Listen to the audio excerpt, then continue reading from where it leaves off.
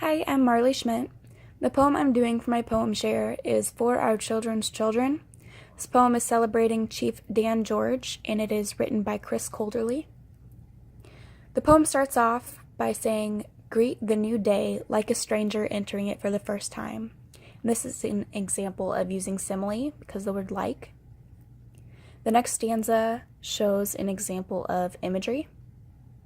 Listen to the rivers, the raven's song, and the woodpecker's knock in your beating heart.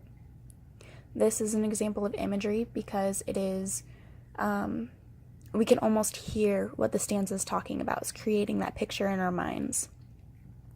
The next stanza, walk softly, mind the leaves dancing and shaky hands of an old maple. This is an example of personification using figurative language. Because leaves don't actually dance and old maples don't actually have shaky hands. So this is personification because the author gave human-like characteristics to non-human things. The next stanza says, let the shadows of drifting clouds warm your cheek and whisper softly. This stanza actually contains imagery and personification. Imagery in the way that talks about the shadows of the clouds warming your cheeks, so it makes you almost picture what that would feel like. And also personification because the author gave the clouds human-like characteristics of whispering when they actually can't whisper.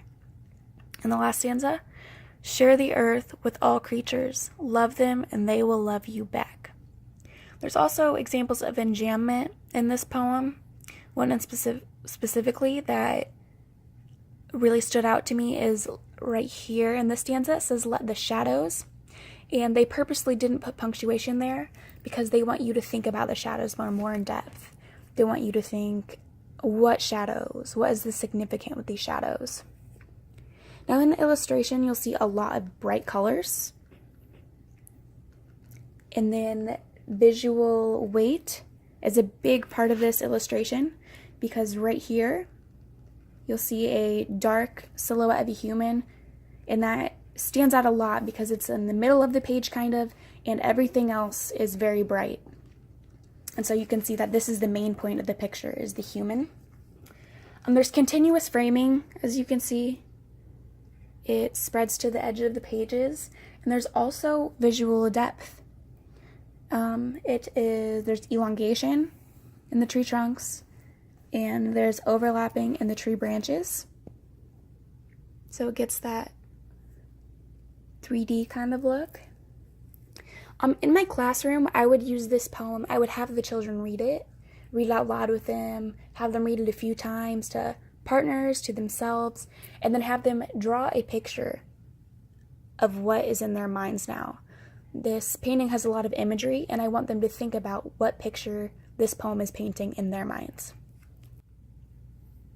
I think the main point of the poem is really expressed in the last stanza.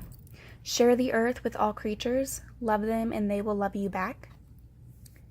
I think this is really just wanting us to approach each new day with a gentle and appreciative attitude.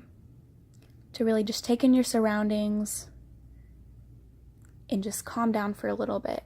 Just be curious like it's your first day on earth ever.